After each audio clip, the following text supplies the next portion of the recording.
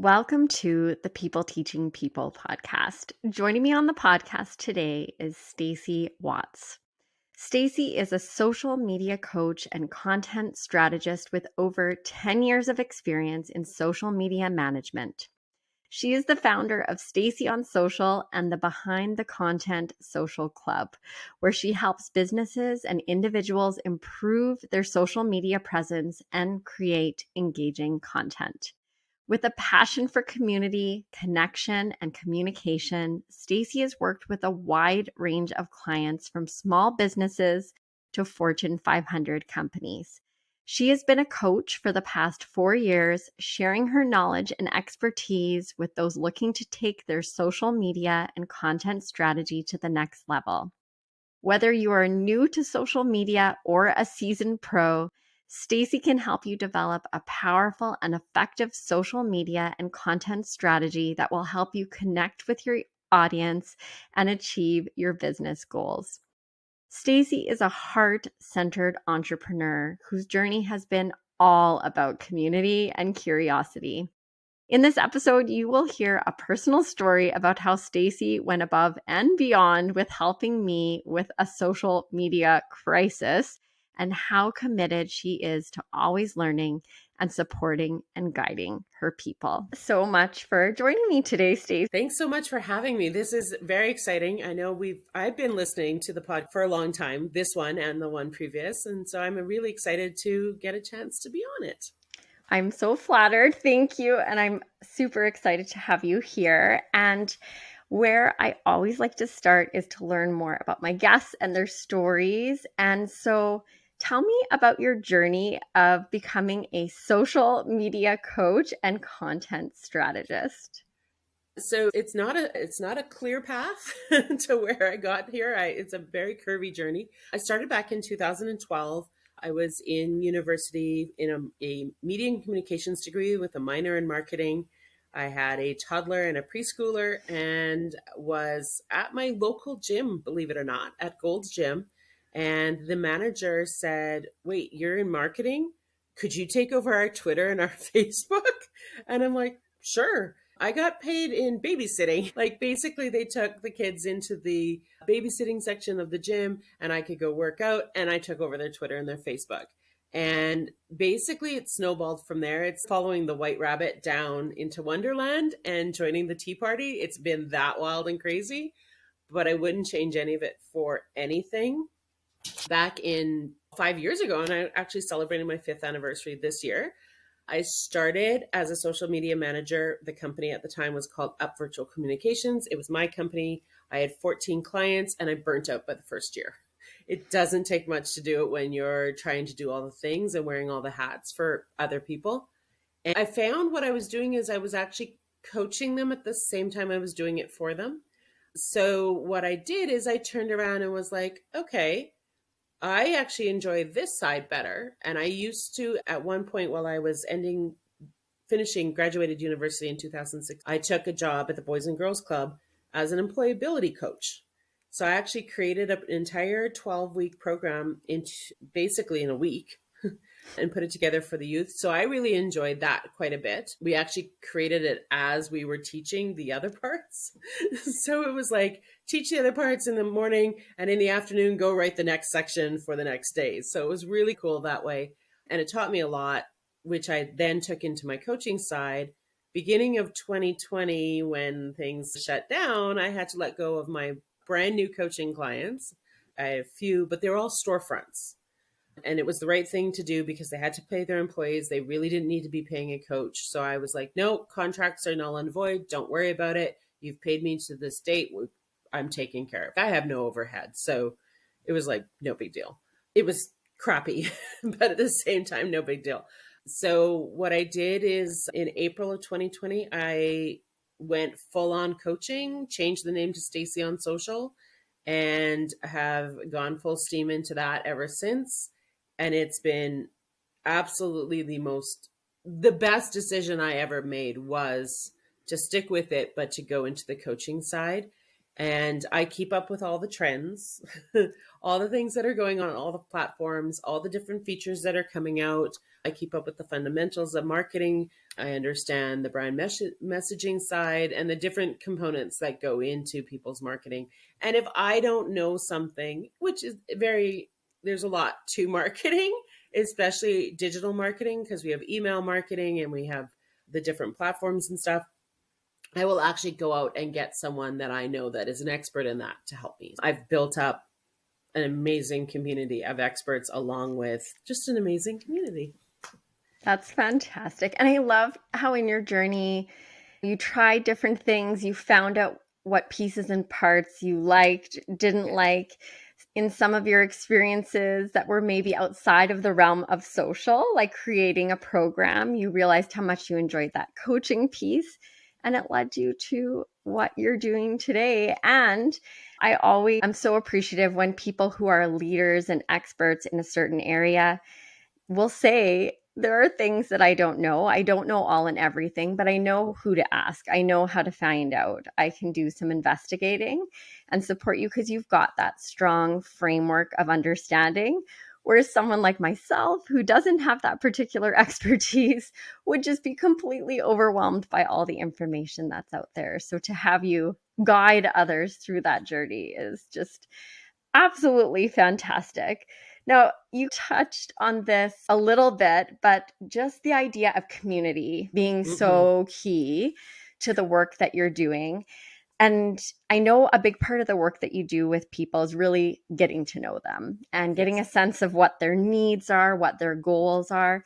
So I'd love for you to tell me more about what relationship building looks like in your business and why it's so important to the work that you do. Really, it's number one. It's 100% priority within my business. It is part of my vision. It is part of my mission. Not only creating community that that comes to me for things, but where I can also take someone like yourself and connect you with somebody else so that we can grow your community, grow my community. So I grew up, it sounds funny to go this far back, but I grew up in a small town and community was everything. If it wasn't for the community, we wouldn't be able to build, like, we got artificial ice for the skating rink. We got the elementary school playground through community. And so that was always instilled, that it wasn't just, and you've heard the term, it takes a village to raise a child. It takes a village to raise a business. You really can translate it to that, because as a solo entrepreneur, we're on our own 90%, if not 100% of the time, or we feel like that. And so to have community means that we're not alone, that you can come to me and be like, hey, Stace, have you ever experienced imposter syndrome? Yeah, let me tell you, I got a story for you. And I learn as much from my community as they learn from me. And I think that's fundamental to creating community and realizing that I actually don't have competition. There are people doing the exact same thing I am doing within my community. They're doing it differently. They're doing it, maybe somebody could say better, or maybe I'm doing it differently and better.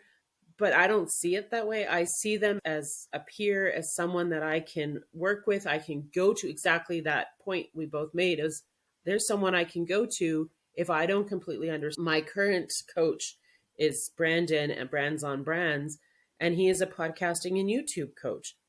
I want to get into podcasting and YouTube, and I've held off for 3 years. And it was because I felt very alone in that part of the journey. And I didn't want to take that step because of fear and not knowing the platform and just holding myself back. But because him and I connected at Social Media Marketing World in San Diego, even though technically we talked the same language, like he took me through something that I take my clients through. And it's like, I could have done this without paying for it. And he's, no, that's not what, you're not paying for me to teach you that you teach. You're paying me to walk you through so that you aren't holding yourself back. And that's brilliant. So that's what community means to me. And I build relationships by getting to know the person. So if I get a message from someone and they're like, what are your services? I'm like, How about we have a coffee chat? I want to know more about your business. I don't want to automatically sell you something because I may not be the right person for you, but I may know the right person for you. So Yeah. that's what it means to me. No, I think it's so true. Just surrounding yourself with people whom you can support, who can support you, who you can direct other people to for support. It really helps everybody grow and develop and learn. And by having that curiosity with your clients in really understanding what it is, the support that they're looking for, allows you to guide them on the path that's right for them. And it's so interesting. People ask me, like, what are what do I charge or what are my packages and those kinds of things. And I have certain sort of categories of services that I provide to people as a consultant. But what I do for one person never looks exactly the same as what I do for somebody else. And just as Exactly. you said, it's having conversation and understanding more what it supported is that they are looking for. And then us coming to a mutual sort of agreement of what that journey is going to look like. And it can change a little bit along the way, but you have to really get to know the person.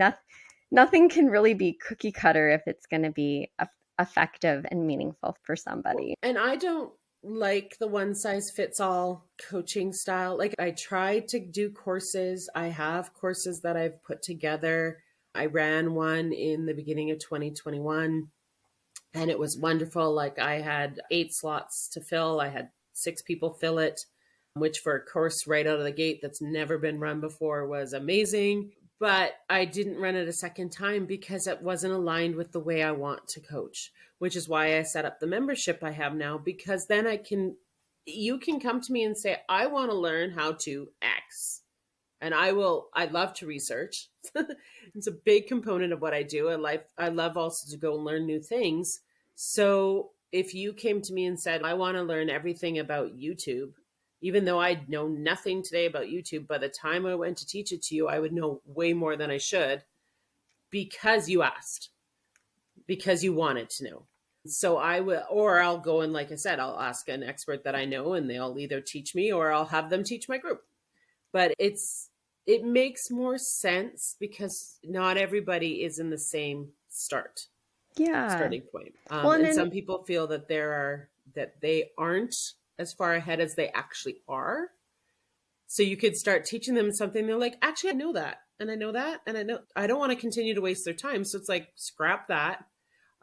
One of the first speaking to a group before the pandemic that I did, I had this beautiful presentation. I had it up on my computer, ready to go. And I'm going through it and I'm just seeing glazed eyes and blank stares. And people are just like it was either way too advanced or just beyond, or they already knew these things. So I literally shut the laptop down and said, actually, I'm going to try something different. So I shut the laptop down and I did. And this is how I learned the curiosity factor is I went around the table and said, you told me that you do insurance for a living. First off, what kind of insurance do you do? Okay, found out. And what basically did is these are the kind of posts that you could be doing.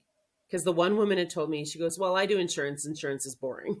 I don't know how to write content for that. So I was like, okay, here's the kind of content I would do for an insurance company. And I was like, you can talk about smoke detectors, changing furnace filters, cleaning up near the edges of the house so that you don't flood the basement, eaves. There's so many factors because she was a home insurer, that things that people forget. I said, you can do checklists and you can do reminders, and people will come to you as the expert in those things because you're the one putting it out there. And no other insurance agent is putting it out there because they think insurance is boring, just like you did, but now you don't.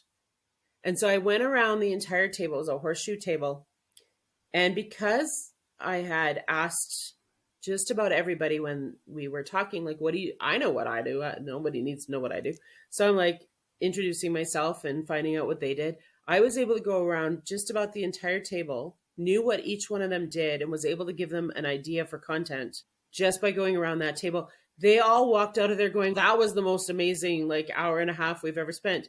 Yet the first, like, 35 minutes was spent with a really bad PowerPoint presentation that they didn't need to see. But the last part, because it was interactive and it was curiosity based and community based, blew it up. And they are now not one of those, every one of those women still follow me.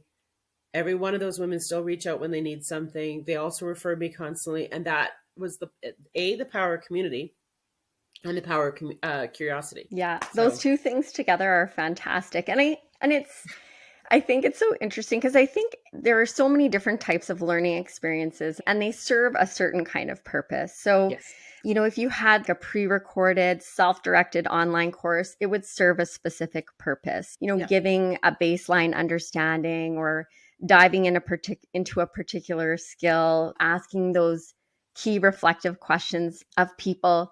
But to really get to know the people and to be receptive, you have to think a little bit more outside the box, just like you did in that very moment. And I can see how you've brought up some fantastic examples of how teaching and learning are a part of the work that you do. yeah, You're always learning always. and figuring out what the new features are and what the new tech is and what's happening on the different platforms, and really diving into that for people and sharing that information. But you're also learning and paying attention to your community and the questions that they're asking. And by getting to know your people in the Yes. room that day, you were able to, with your expertise and background, to provide them the support that they needed at that time. Because you could have just powered through your presentation. And I it's would have been so funny. bored with myself. Yeah. And it's funny because I worked with new teachers to be for 4 years at the University of Calgary, and I would watch them teach and assess them and mentor them and give them feedback when they're doing their practicums. And sometimes I think they felt that pressure to power through the content Yep. and to get through the slides and just get all the information out. And sometimes they would forget to stop and look around the room and either ask a question or just notice and get a sense, like reading the crowd, Yeah. and where were they at, and were they getting it, or was it resonating, or was it not? So the fact that you did that in that moment and then shifted that experience for the people in that room Yeah. speaks to the relationship, the importance of relationships and community, and as you said, curiosity in the work that you do, which is fantastic. It certainly makes it a lot more engaging. You come away with a lot when you have a coach that will do that with you. It's just, it has taken a bit though to continue to get that magic again and again. And actually, I credit Clubhouse, which is a platform that's died off, but it's an audio based social media platform. And it was when I first got access to it was back in 2020. And I gathered three other experts in my industry, Andrea Kiley and Kedavan. And we would go on every Wednesday and we did a room called Seriously, Content Creation Doesn't Have to Be Hard. Just the longest Perfect. title. I would never put that long of a title to anything, but it was like, that's the title we needed at the time. And we would go on every Wednesday and we had no direction. At the very top of the hour, we would talk about one specific topic, like when Reels became a brand new thing. It was not how are you going to, what are Reels, blah, blah, blah, and how to use them. But it was, are you going to use Reels? How are you going to use Reels? We had that conversation. And then we would go into those people sitting in the room and let them ask their questions. They would take us on all different directions. And they would be like, can you go look at my Instagram profile and give me recommendations? Sure. And we'd never met them before, didn't know anything about them. So you'd go and you'd start quickly reading while somebody else was answering something. And you're like, here's the information. And that actually took all four of us out of our comfort zones of preparing stuff ahead of time. And we just went with it. And it actually, I think it broadens your thinking because you're not thinking linearly in a line. You're thinking in directions, all sorts of different directions. It helps. I also think it helps that my oldest has ADHD and I have to temper my mummying, teaching him stuff in a different way. I can't just give it to him in a specific, like, too many instructions and he's overwhelmed. So I do have to break it down for him. And I see that also in content. And people are like, I don't want to do video and I don't want to do this and I don't want to do that. And it's, but what does your audience want from you? Not what do you want to do or not want to do, but some of your audience doesn't learn well with video and some doesn't learn well with the written, and you're losing people. So if you want to gain those people back, you need to give it to them in multiple different ways. And that's why repurposing is like one of my favorite things, because you literally can give the same message in a carousel or a static image, a carousel being a multiple image post up to 10 images. You can do audio, you can do video, you can do long form, short form. There's so many different ways to give information, and someone is listening. May Yeah. not be all the people, but someone is listening. Well, and that's just such an exceptional, fantastic, like teaching and learning strategy, because we do not, as you said, all take in information in the same way. And so by repurposing or sharing that information in different ways, we're going to connect and reach and resonate and Yes. support, help make a difference for more people, which is so fantastic. And on a very personal level, I wanted to share, we talked about this a little bit before we started recording, but a little bit of a story about how you personally went above and beyond with supporting me with my own social media. So Stacey and I have, for the listeners, have never yet met in person, No, but and we I'm will sure one we day. will. I'm sure we will, especially now that it is much easier to connect and get together with people in real life. But back in January of 2022, so just over a year ago, my Instagram account got hacked through a friend's account, Yes. and I was trying to sort it out. And Stacey, you were just so incredibly kind and generous. You were helping me in all the ways, like email, like Instagram voice messages, talking to me on the phone, and trying to help me get my account back. And then, miracle of miracles, it happened. I got it back, which was amazing. So thank Yes. you again for all your support. But beyond that, you walked me through the steps to make sure I had my two-factor authentication set up Yes. correctly. You also gave me some important, fantastically important strategy of taking my social media content and creating a file on my computer to have it there. So if anything happened at any time, all that work that I had done wouldn't be completely lost. I would still have access to it. I could also more easily repurpose it. So your mentorship and guidance for me on a very personal level Thank was you. just above and beyond appreciated. So I was thinking that this would be a great opportunity to educate people on preventing what happened to me from happening to others. So, what would be a couple tips that you would share with people about protecting themselves and their accounts and all the work that they've put into Yes. sharing content with social media? I have come across so many people that have unfortunately been in your position. They've either completely lost their accounts and have had to restart before I met them, or they are in the middle of trying to get their account back. So there's a couple steps. One, if you are even on any of these platforms, two-factor authentication should be set up on your Twitter, your Instagram, your Facebook, LinkedIn, YouTube, all of it.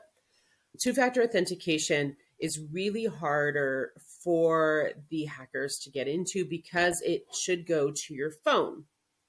Your cell phone, usually my cell phone, for example, and my laptop are both biometrically unlockable. So it's my finger. You cannot mimic my finger. Yes, you can mimic a 4-digit passcode. You can probably figure it out.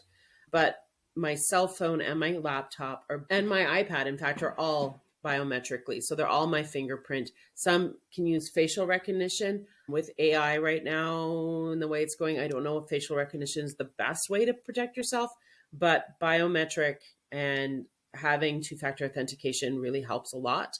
Another thing, and this is actually an interesting one because I actually learned this when I was helping you, because I didn't know this is how Instagram was going to prove, you had to prove to them that it was in fact your account.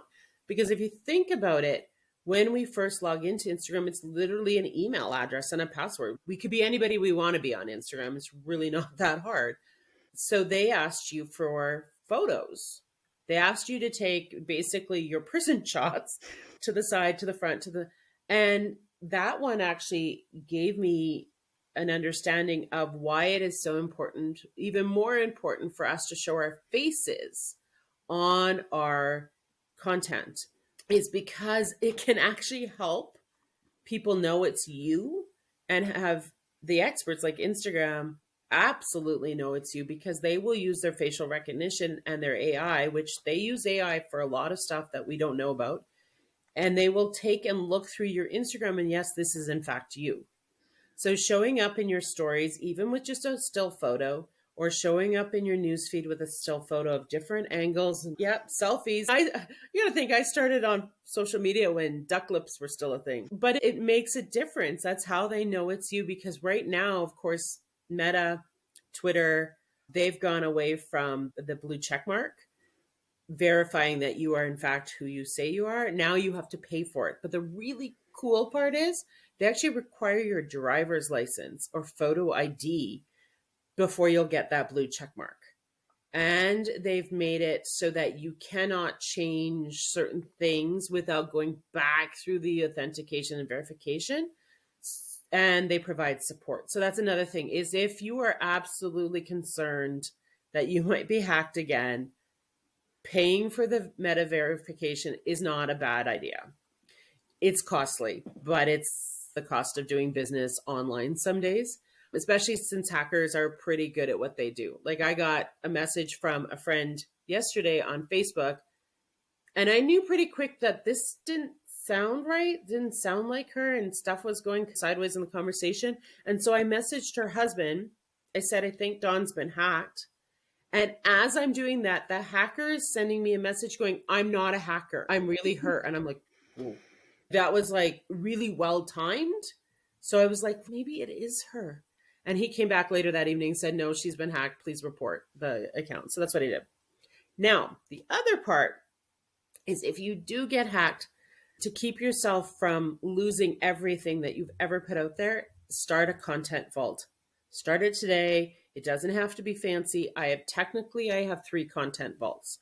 Canva is all my graphics. You can put it into folders into Canva. It's super easy to do, so you can keep it organized. Another one is Google Drive. That's all my videos. What I discovered a long time ago was, if you are doing Instagram Reels, anytime there's an update, you can lose your drafts. So I automatically, before I put any writing on it, I will hit the download to phone button or upload to phone. And I immediately move it from my phone into my Google Drive, which is also on my phone. So it goes to the Google Drive cloud. And that way, any videos that I have created, I can use over and over again. Plus, I don't lose them in the drafts. I also had a Reels video go upside down and backwards. So I was upside down and the writing was backwards. It was actually right to left instead of left to right, which was hilarious. It was the weirdest thing. And it came out of the drafts that way. And it was the most bizarre thing I've ever seen. And so because I had saved it to my phone and put it into my content vault for the visual stuff, I didn't lose that piece of content. I was just able to repost it the correct way, and it went fine. The other one is, as I mentioned to you before we started the recording, I use Evernote. Evernote is the end all be all for me when it comes to where to put my ideas. A lot of people use the notes feature on their phone. I find Evernote to be a lot beefier. You put it into a folder, then a notebook, then a note, so you can search it easier. You can categorize it. You can put stuff in there. I have over 1,000 notes, because anytime I come across something that I'd like to share with my audience, I put it in there. And so I am never at a loss for content. Sometimes I just have to go through and be like, what do I want to talk about today? And it's already written, it's already ready to go. And so for anybody using any platform, Instagram, Facebook, they have shut down before. We lost them for an entire day and everybody was losing their mind. And I was over on Twitter finding out what was going on. And of course it was like, what are we doing? We don't have Facebook and Instagram. And I'm like, I have a content vault. If they could crash today and we could have a brand new platform, Be Real, or there's a bunch of different platforms that have started since the pandemic. And I can take all that content, because it's sitting in my vaults, it's not sitting on those platforms, and I can repurpose it.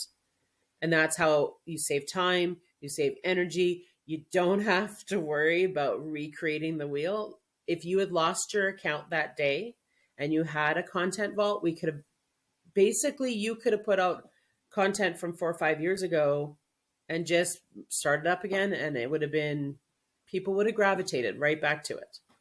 That's my suggestions. No, it's so fantastic, and not something that you think about or worry about maybe quite to the same degree unless you've experienced it or know somebody Yes. that has. And quite a few people have been affected in that way for sure. So your advice is greatly appreciated. I wish I had known before, but now I know, and But now you have hindsight's a content 2020. vault. And now I have a content vault. Now I have all levels of two-factor authentication in place, and I feel a lot better. It just eases the anxiety. And even if somehow a hacker was able to get into my account or something were to happen, I've got everything I need, which is wonderful. Now, we've talked a little bit about social media being an incredibly powerful tool and a way to build connections and relationships, but it can also easily create a sense of overwhelm and consume way too much of our time. Yes. So, what would you say are some of the biggest time wasters on social media? And what would be some tips that you would recommend to business owners, such as myself, to spend less time on social media, but you're still effectively and meaningfully connecting with your clients? I have 3 things, because these are things that come up all the time. Number one is worrying about what other people think. They don't care what you're doing. It's like the weather. The weather doesn't care that what you're doing. The weather just keeps doing what it's doing. And that's what is happening with other people. They're more concerned about themselves and way less concerned about you. I've put out content that I've had to take a deep breath and go, okay, this might be an unpopular opinion. It might be a little controversial. I may get some pushback from it. And instead, I get amazing messages that come back to me saying, thank you for saying that, because I've been feeling that, or thank you for putting out this kind of content. It really resonated with me and helped. Like, I very rarely get someone coming at me going, you're an idiot, you're a moron. Nobody thinks that. We think people think that, but that's not the case. And the biggest thing is to stop worrying about what other people think. Now, the other one, this is the one I get a lot. Stop worrying about the algorithm. The algorithm is a giant algebraic mathematical equation that collects information on the actions that we're taking on the platforms, the likes, the dislikes. So every time you like, comment, save, share something, every time you scroll past something that you don't want to really read, or you hit the mute button, all of those actions are accumulated. Like, the algorithms, there's a lot more to it, but that's really all we need to know about. And if we continually worry about hacking the algorithm or breaking the algorithm or beating the algorithm, and there are coaches out there that is their 100% focus, that is a huge time suck, because you're trying to beat a math equation, a giant, like a wall. It's a room that this equation covers. That's how big it is. And every platform has different criteria that fall into the algorithm. So you have no knowledge of what they're trying to put in there. So why waste your time on it? So don't worry about the algorithm. Think of it this way. The algorithm is the people. The algorithm is the users of the platform. So if you post something in crickets, it means that the people listening didn't like it. If you get a lot of engagement on it, repeat it.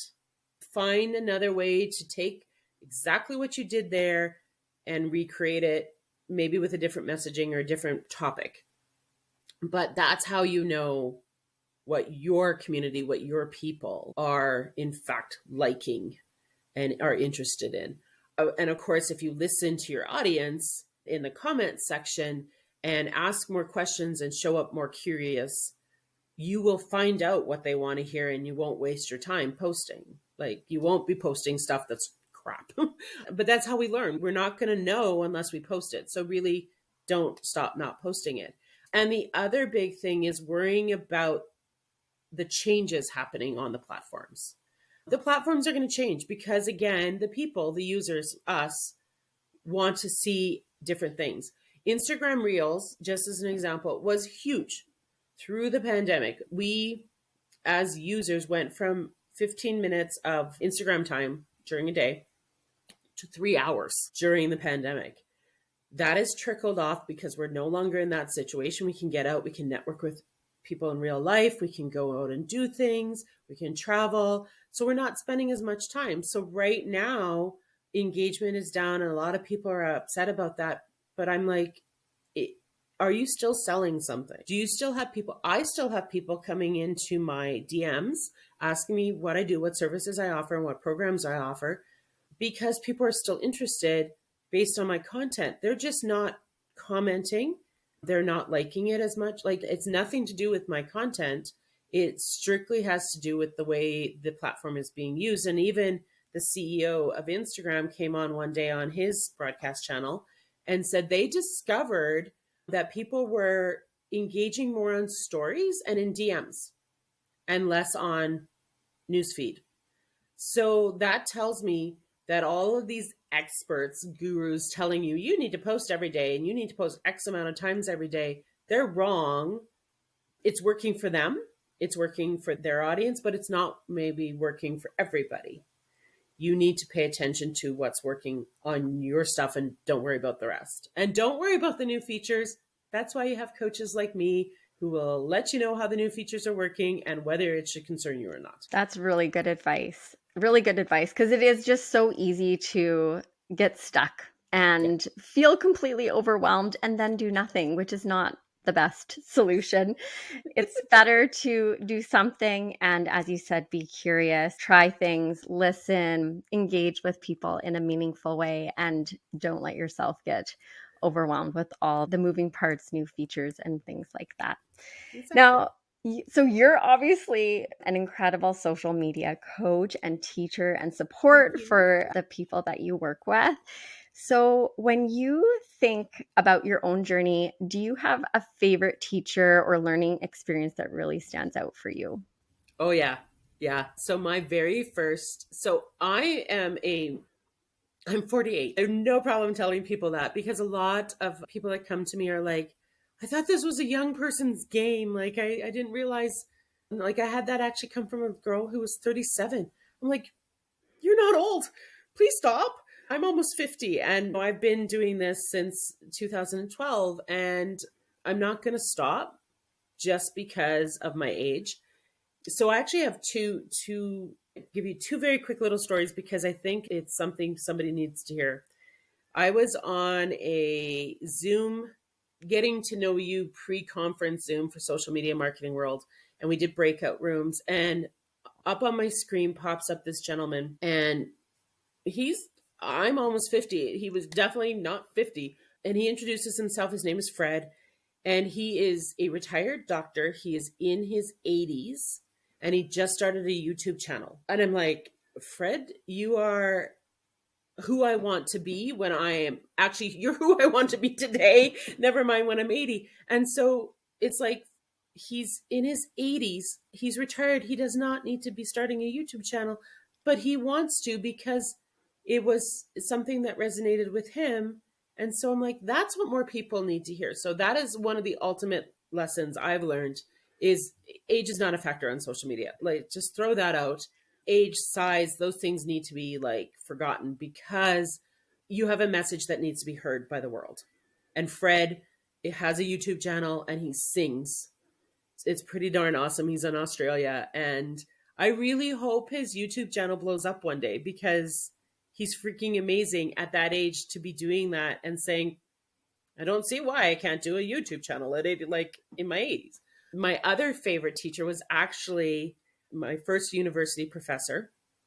And I started university back, oh my goodness, I was 31. It took a bit to get through university. I graduated when I was almost 41. But there's a long story behind that. I'm not going to share that part. But the very first university professor I had was Kelly Kerr, and she was my Gen 300 professor. And when you are an older student coming back into school, it's a step that's a little harder than if you came right out of high school because you still have that muscle memory on writing and those skills. And I had not written an essay in years. I had barely written emails at that point. And she basically gave us the fundamentals that I still teach to this day on how to break stuff down in social media, how to break stuff down in your writing so that it's not so overwhelming. A lot of people don't want to do blog posts because there's so much to it. And it's like she gave me these fundamentals, and it's create an outline. The outline should be your introduction, the body of what you're going to write about, and your conclusion. And then go and take the body of what you're writing and break it down into each paragraph. Go research that paragraph, write it, write the next one, then go back and write your introduction and conclusion. That blew my mind because everybody starts at the top. We start at the introduction and you write it, and it doesn't make sense by the time you get to the conclusion because they're being written at separate times, and things can change once you start your research and your thought process can change. So it's better to break it down like that. That outline and that fundamentals actually works in content creation. So if you think about your hook, that very first line that everybody sees on Facebook, on Instagram, as your introduction, and why should I read this? That is right there. And then your body. So you can literally go and peck away at the little parts in the middle and then write your call to action, which is your conclusion. That made so much more sense. And once everybody hears that, they're like, wow, writing content isn't actually as hard as I thought it was. And it's because you need to know the pathway, right? So she gave us that, and it was absolutely mind-blowing. And that took me right through. I can write anything from a Twitter post, which is 240 characters, which are super tiny. So you really have to get your thought out there, to a 32-page essay, which was my final essay in university. It was 32 pages long. And I didn't actually find it overwhelming because I knew how to break it down and knew how to chip away at it in a way that made sense. So now when I put stuff together, I put ebooks together, I put all these different things together. I've spoken to book like authors and coaches that help authors, and they say that's exactly how I show my writers. That's how they can't write the beginning of their book from the beginning. It actually has to be from the body, and then the beginning and the end have to be written. It's like, that's wild. That works for all these different types of writing, and we think they're all different. I took the fundamentals she gave me, and that's actually how I got my oldest son with ADHD to learn how to write, because that was the biggest mind block he had. He didn't think he could write. So I actually got him to read a children's story, write down the who, what, where, why, and how of this children's story. And then I verbally got him to write out a paragraph. So he verbally gave me a paragraph based on those building blocks. And all of a sudden the light bulb went off, which is my favorite moments in time, was when somebody's light bulb goes off and you can see the look on their face. They're like, I got it. I understand it now. And his light bulb went off. He goes, I'm actually a really good writer. And he hadn't written a word. It was all verbal. But I'm like, there you go. And he went back to school. That was in 2021. And he was getting maybe 50s in English. He's now in the 70s. He's almost in the 80s. And the teachers that he had, look at the stuff he's written then. He was writing a sentence if we were lucky. Now he's up to 700, 900 words. Yes, she's my favorite teacher of all time because I've used it continuously throughout my journey. So that's fantastic. Your Fred and your teacher. That's amazing that she's given you a tool that you not only applied yourself, but now you share with other people, including your clients and your family, which is amazing. So and he listened. And he actually listened. And so in your journey, I'm almost 45. So I feel you. And I feel young at heart. I feel young. I don't feel like other than the white hair that's coming in, I don't feel like I'm 48 at all. No, I'm loving my 40s. And I know along your journey, you've done so many different things, amazing things. What's something that you would say you're the most proud of? Oh, sticking with it. Back in 2020, and I just shared a post about this recently because I think more people needed to hear it.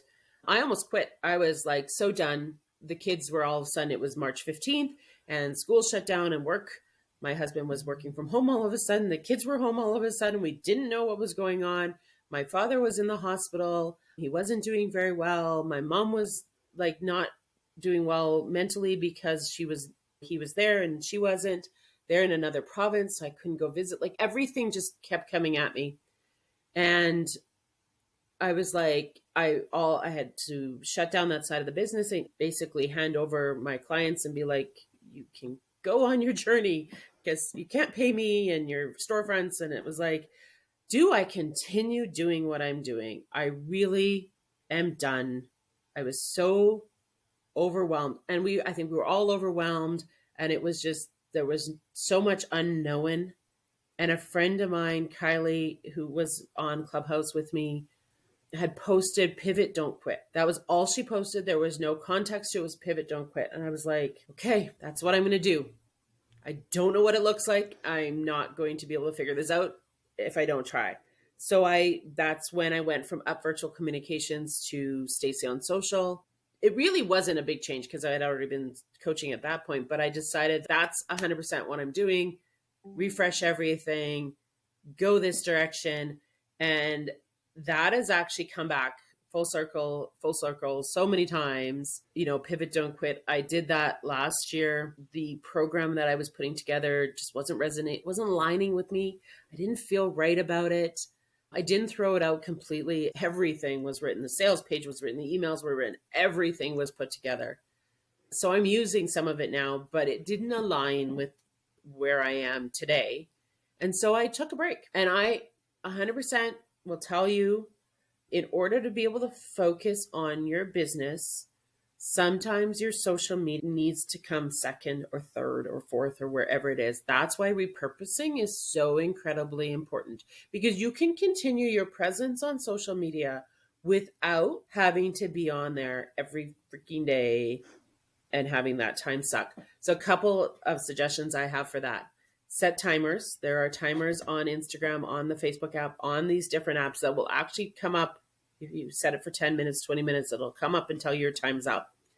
And then you will naturally, intentionally do things. So when we had COVID in January 2022, I was still hugely active on my Instagram from bed, but I wasn't posting brand new content. It was all repurposed content.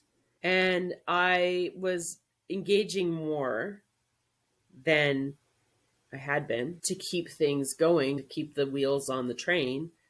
And I actually had 5 different people contact me to know what I offer. And I wasn't actually promoting anything at the time, but they came to me because I was still very active in my content or in my engagement, which was actually more important at that time than posting new content. Okay, what was the question again? About what you're most proud of in your journey. So you're saying the pivot, don't quit. Yes. More than enough times. That's why I have so many stories about it, is because more than enough times I've hit the brick wall. I've wanted to stop. When I first was in that first year of social media marketing and the burnout that I hit, I wanted to quit so bad. And that's why I went in a different direction. And then some people say you shouldn't pivot so many times, but I feel like we have to understand that as we evolve and grow, the path doesn't have to be clear 100% of the time, and the path doesn't have to be straight. It can be a Sunday morning cartoon where the kid is running all in circles all around to get to the house. I'm sure the older crowd will know what I'm talking about. I do. I can picture it now. Circus. Yes. Yeah. But that's it. That's the part I'm most proud of. All the accolades. I just got nominated for an Alberta Women in Entrepreneurs Award. I got nominated for an award last year. Those are great and fine and dandy, and winning would be great. But it's really the part of continuing and growing and allowing myself to grow and allowing myself to learn how to take steps back and breathe and then refocus again. So anytime someone comes to me and they're like, I need a break off of social media, I'm like, sure, this is how you do it. Take the break, because you can't continue posting if you're at that stage. It's just not going to work for you, and it's not going to work for your audience. Yeah, take the break. And that's the pivot, don't quit. Well, and I think those words of wisdom are so important. Just when we think about empowering people and encouraging people in their own teaching and learning journeys, that's what it's really all about. Because I think we can feel so stuck. And it's okay to take those breaks, and it's okay to shift and change and do things differently. And that's fantastic advice. And thank you for sharing some examples from your own experiences and how you really embodied and lived that. Well, and I have a few quick rapid fire questions for you. Bring them on. One is, what is something that you would love to learn about or something you'd love to learn to do? YouTube. It's going to happen. It's going to Yeah. be amazing. The cover art is there. So I've got the banner at the top all ready to go. I've set it up so that I can do the videos. And next week, it's on my calendar. By sitting down with Brandon, I've got a plan. So yeah, YouTube. YouTube. I love it. I love YouTube. I can't wait to check it out. What is a place that is at the top of your travel bucket list? Oh my goodness. I'd love to go back to Scotland. I love it. I actually spent 2 weeks in the UK and Paris it was 2023, and I got to go to Scotland and tour all of Scotland up to Isle of Skye on a haggis tour. We did not eat haggis, but we went on a haggis tour, which is a lot more about drinking and a lot less about the food. I went over to London, I went over to Paris, but I would love to go back and actually get to Ireland this time as well. Italy is another place. I want to go to Italy and see the culture. I love history, and it's so weird. I watch documentaries more than I watch anything else on television because I'm curious and I want to know. And I'd love to take what I've watched and go and physically show up there and be like, wow, so that's what this actually looks like. So those are two of my biggest places to go back. And obviously, like some of the bigger ones like Australia and New Zealand would be fantastic too. But I'd like to do those for a month, not just 2 weeks. Fair enough. What is a book, podcast, movie, or TV show that you've enjoyed recently? So I have been reading Superfans by Pat Flynn. Pat Flynn was the final keynote speaker at Social Media Marketing World. He made me cry. He knows he made me cry because he came back out and we had tweeted that my friend tweeted, you made Stacey cry. And so he actually came out and he gives me a big hug. He's like, I'm sorry I made you cry. But it was that impactful. And he's a storyteller, first and foremost. He's a great storyteller. And he makes things actionable and doable.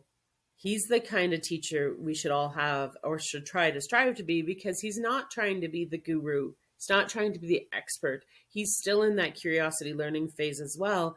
And he doesn't make you feel like it's unattainable, which is awesome. Because I find the term guru drives me nuts because I think that's unattainable. And that means you stop learning and you stop being curious. So he is, by far right now, super fans. Go in the Pat Flynn podcast, the Pat Flynn YouTube channel, and even watching his Deep Pocket Monster, which is about Pokemon on YouTube, is fascinating. So check him out. He's one of my favorites right now. Amazing. And if you could sit down and have a conversation with someone you would love to learn from, who would it be and why? Oh my goodness. There's so many people. Judy Fox, Mari Smith, Molly Mahoney, Pat Flynn. They're all in marketing, but they all do it very differently. They're all experts in like Mari Smith is a Facebook expert. Judy Fox is a LinkedIn expert. Pat Flynn, of course, is YouTube expert, and Molly Mahoney is AI expert. So these are all very fascinating things. I would love to sit down with them. It's funny because some people would pick Elon Musk or any of those like famous people, and I don't really want to know. I don't. I'd rather like Bill Gates maybe, but I'd rather sit down with people that I feel a little bit more on the same level with, but they're slightly elevated, and I'd like to learn more from them and have those conversations because I feel like there's a lot to learn just from that alone. Yeah, those are the people. I love it. Thank you. And you're right. There is a lot to learn. And Stacey, I want to thank you so much for sharing your time and your story and all your words of wisdom with us today. And I wish you the best of luck with your nomination. Oh, thank you. And if our listeners want to learn more about you and all the things that you're up to, where are the best places to find you? So I am on Instagram, Facebook, Twitter, YouTube, LinkedIn. On LinkedIn, it's Stacey Watts.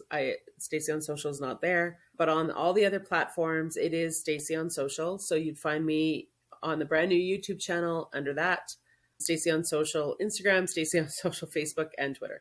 Plus, of course, the website, which is staceyonsocial.com. I do have a blog that I try to post a couple times a month on. And of course, if they want to email me, I'm more than happy to take emails at hello@staceyonsocial.com.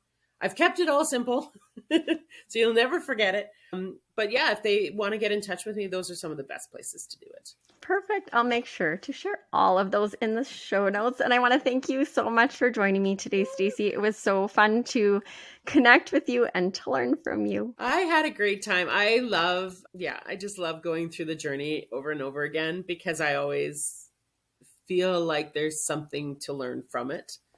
So the biggest takeaway for anybody is, you know what, share your journey because someone is listening and someone is learning from it. So please don't stop sharing the journey. 100%. And that is my why for this podcast. Thank you so much, Stacey. You're welcome.